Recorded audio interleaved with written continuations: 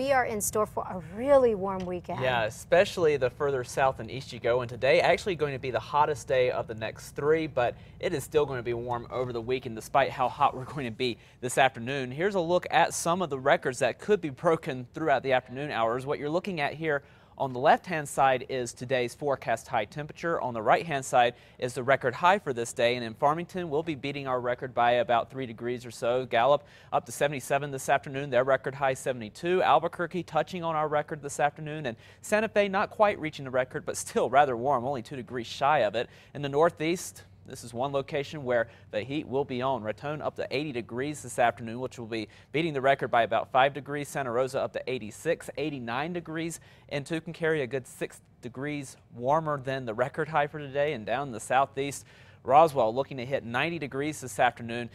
And their record high for today, 87. Even in the Sacramento Mountains, we'll be touching on some records. Ruidoso looking to tie their record this afternoon. Carlsbad going to be shy of the record high, but still 91 degrees.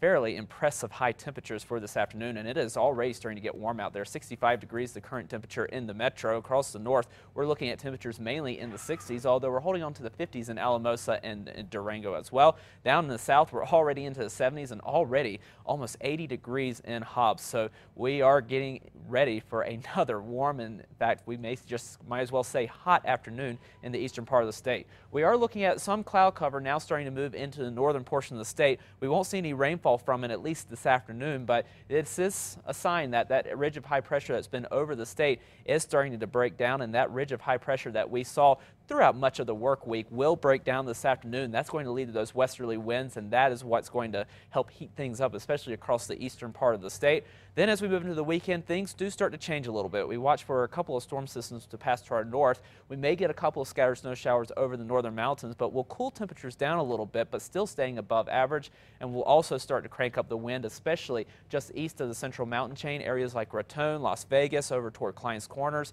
Some of the windier locations over the weekend, and we'll continue to see that wind through Sunday, and it will continue to ramp up into early next week as well. And with the wind, the dry conditions, and the warm temperatures, we do have fire weather watches for most of the state throughout the weekend. The one exception to that being the northern mountains, where things will stay a little bit milder. We'll have the wind, but things are a little bit better as far as snowpack and things like that are concerned. Southern Colorado, temperatures into the 60s this afternoon with mostly sunny skies.